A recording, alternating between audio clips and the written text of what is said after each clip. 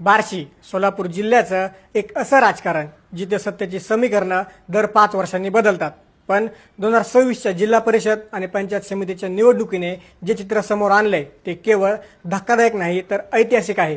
एका बाजूला संपूर्ण तालुक्यातील प्रस्थापित विरोधक, 2 शिवसेना, 2 राष्ट्रवादी आणि काँग्रेस यांची मिळून झालेली महाआघाडी आणि दुसऱ्या बाजूला विकासाच्या मुद्द्यावर मैदानात उतरलेले बार्शीचे माजी आमदार राजेंद्र राऊत.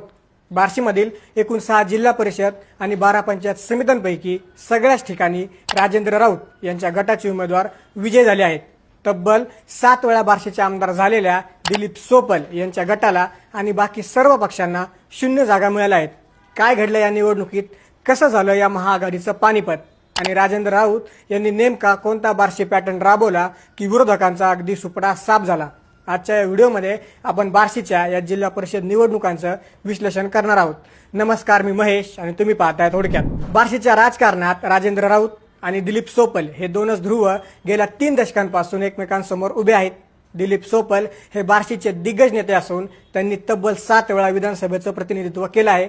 1985, 1990, 1995, 1999, 2009, 2014 आणि 2024. मात्र 2004 पासून राजेंद्र राऊत यांनी त्यांना कडवं आव्हान देण्यास सुरुवात केली. या दोघांमधील विधानसभेचा निकालांचा इतिहास पाहिला तर तो अत्यंत रंजक आहे. 1999 मध्ये दिलीप सोपल यांनी राजेंद्र राऊतांचा केवळ 300 मतांनी पराभव केला. पुढे 2004 मध्ये राऊतांनी शिवसेनेकडून लढत देऊन सोपलांना पहिल्यांदा आसमान दाखवलं. 2009 मध्ये सोपल यांनी अपक्ष लढत राष्ट्रवादीच्या राजेंद्र राऊतांचा पराभव केला. 2014 मध्ये दिलीप सोपल यांनी राष्ट्रवादीकडून लढत देत पुन्हा एकदा राऊतांचा पराभव केला. 2019 मध्ये राजेंद्र राऊतांनी अपक्ष म्हणून मैदानात उतरत शिवसेनेच्या दिलीप सोपलांचा 3000 मतांनी पराभव केला आणि 2024 आणि नुकत्याच झालेल्या विधानसभेत दिलीप सोपलांनी पुन्हा बाजी मारली आणि राजेंद्र राऊतांचा पराभव केला. 2024च्या विधानसभेत मिळालेल्या या निसटत्या यशामुळे सोपल गटाचा आत्मविश्वास वाढला होता. त्यांना वाटलं होतं की आता जिल्हा परिषद आणि पंचायत समितीवरही आपलंच वर्चस्व असेल. याच विश्वासातून एक महाआघाडी आकाराला आली. राज्यातील महाविकास आघाडीचा फॉर्म्युला बार्शीत अधिक ताकदीने राबवण्यात आला. उद्देश एकच होता, राजेंद्र राऊत यांची ग्रामीण भागातील पकड सैल करणं. या निवडणुकीचं सर्वात मोठं वैशिष्ट्य म्हणजे सर्वपक्षीय आघाडी. दिलीप सोपल यांनी अत्यंत चाणाक्षपणे सर्व विरोधकांना एकत्र केलं. ज्या कार्यकर्त्यांनी आयुष्यभर एकमेकांविरोधात घोषणा दिल्या ते आता एकाच मंचावर आले होते. शिवसेना उद्धव ठाकरे गट, शिवसेना एकनाथ शिंदे गट, राष्ट्रवादी शरद पवार गट, राष्ट्रवादी अजित पवार गट, काँग्रेस आणि स्थानिक छोटे पक्ष या सर्वांनी मिळून बार्शीच्या स्वाभिमानासाठी आणि राऊतांच्या स्थानिक सत्तेला सुरुंग लावण्यासाठी मोठी फिल्डिंग लावली. प्रचारात असं वाटत होतं की इतकी मोठी शक्ती एकत्र आल्यावर राऊत यांची वाट कठीण होईल. विरोधकांनी राऊतांच्या कार्यशैलीवर, सत्ता केंद्रीकरणावर आणि भ्रष्टाचाराच्या आरोपांवर तोफा डागल्या. पण राजकारणात गणित नेहमीच कागदावर असतात, तशी जमिनीवर नसतात. दुसरीकडे होते राजेंद्र राऊत. त्यांनी या महाआघाडीला उत्तर देण्यासाठी कोणताही मोठा तामझाम केला नाही. त्यांच्याकडे होतं त्यांचं सर्वात मोठं शस्त्र, गेल्या 5 वर्षात केलेली विकास कामं. राजेंद्र राऊत यांनी प्रचाराचा केंद्रबिंदू फक्त विकास ठेवला. हजारो कोटींहून अधिकचा निधी, रस्त्यांचं जाळं, सिंचनाचे प्रश्न आणि ग्रामीण भागातील तळागाळातील कार्यकर्त्यांशी असलेला वैयक्तिक संपर्क. राजेंद्र राऊतांची रणनीती स्पष्ट होती. विरोधक पक्ष एकत्र करू शकतात, पण मी लोकांची मनं एकत्र केली आहेत.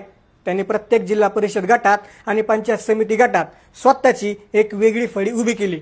उमेदवारी देतानाही त्यांनी नव्या चेहऱ्यांना संधी दिली, ज्यांची नाळ थेट जनतेशी जोडलेली होती.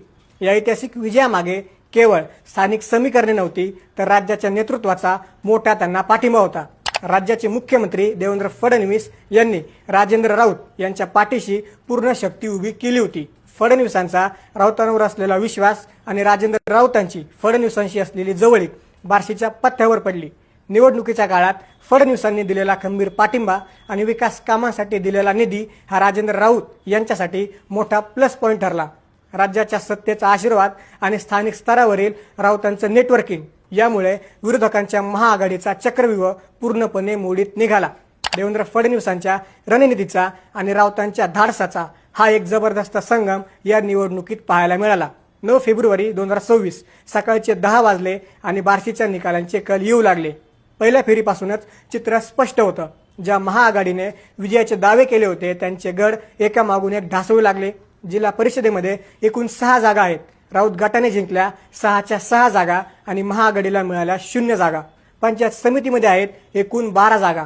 यात राऊत गटाने जिंकल्या 12च्या 12 जागा आणि महाआघाडी पुन्हा एकदा शून्यावर आली। एकाही जागेवर महाआघाडीला विजय मिळवता आला नाही। पांगरी असो वा बार्शीचा ग्रामीण भाग, प्रत्येक ठिकाणी राऊत नावाचं वादळ घोंगावत होतं। सोपालांच्या होम ग्राउंडवरही राऊतांनी खिंडार पाडलं आणि विरोधकांचा अक्षरशः सुपडा साफ केला। या विजयामुळे बार्शी तालुक्यात आता राजेंद्र राऊत यांचा एकछत्री अंमल प्रस्थापित झाला आहे। सत्तेच्या तिन्ही महत्त्वाच्या चाव्या आता राऊत यांच्या हाती आल्या आहेत। बाजार समिती, काही महिन्यांपूर्वी झालेल्या बाजार समितीच्या निवडणुकीत राजेंद्र राऊत यांच्या गटाने 18 पैकी 18 जागा जिंकून सोपल गटाचा धुव्वा उडवला होता। ही तर फक्त सुरुवात होती। नगर परिषद, बार्शी नगर परिषदेतही सध्या राजेंद्र राऊत गटाची सत्ता आहे। शहराचा विकास आणि नगरसेवकांचे जाळे यामुळे राऊतांनी शहरावर आपली पकड निर्माण केली आहे। जिल्हा परिषद व पंचायत समिती, आता या ताज्या निकालानुसार जिल्हा परिषदेच्या सर्व 6 जागा आणि पंचायत समितीच्या 12 जागा जिंकून राऊतांनी ग्रामीण भागातूनही सोपल गटाचे आणि महाआघाडीचे अस्तित्व पूर्णपणे संपवून टाकलं आहे। आजच्या घडीला बार्शी तालुक्यातील एकही महत्त्वाची सत्ता सोपल गटाकडे उरलेली नाही। हा विजय केवळ एका निवडणुकीचा विजय नाही, हा विजय आहे राजेंद्र राऊत यांच्या सूक्ष्म नियोजनाचा।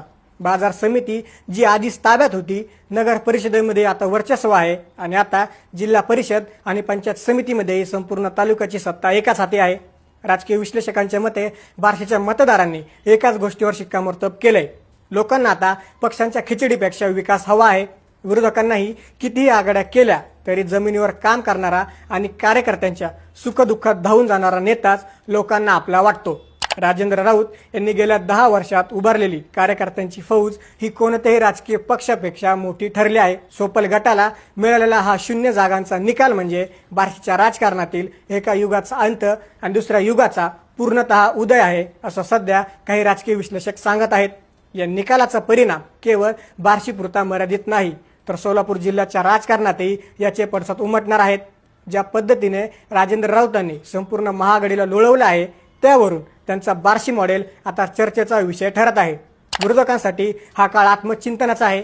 सर्व पक्ष एकत्र येऊनही राऊतांना का रोखू शकले नाही याचे उत्तर राऊतांच्या दांडग्या जनसंपर्कात दडलं आहे। तालुक्यातील सहकार क्षेत्र असो किंवा स्थानिक स्वराज्य संस्था, राऊतांनी प्रत्येक ठिकाणी आपले वर्चस्व सिद्ध केले आहे।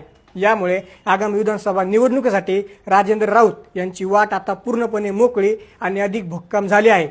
या निकालाने दिलीप सोपल यांच्या राजकीय भविष्यावर मोठे प्रश्नचिन्ह निर्माण केलं आहे।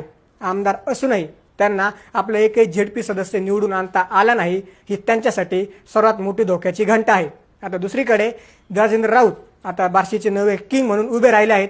तालुक्यातील सर्व सत्ता केंद्र आता राऊतांच्या ताब्यात आहेत। पाणी पुरवठा, शाळा, रस्ते आणि बाजारपेठ या सर्व गोष्टींवर आता राऊत गटाचं नियंत्रण असेल। आगामी काळात बार्शीच्या विकासाला अधिक वेग येईल अशी आशा आता जनतेला आहे। बार्शीनं दाखवून दिलंय की कितीही पक्ष एकत्र आले तरी जर समोरचा नेता जनतेच्या सुखदुःखात उभा असेल तर कोणतीही आघाडी टिकू शकत नाही। राजेंद्र राऊत यांचा हा विजय सोलापूर जिल्ह्याच्या राजकारणात कित्येक वर्ष लक्षात ठेवला जाईल। याबद्दल तुम्हाला काय वाटतं? बार्शीतील हा बदल आगामी काळासाठी राजकारणाची नवी दिशा आहे का? महाआघाडीच्या या पराभवाला कोण जबाबदार आहे? कमेंट्समध्ये नक्की सांगा आणि बार्शीच्या अशा ताज्या घडामोडींसाठी आमच्या चॅनल सबस्क्राईब करा।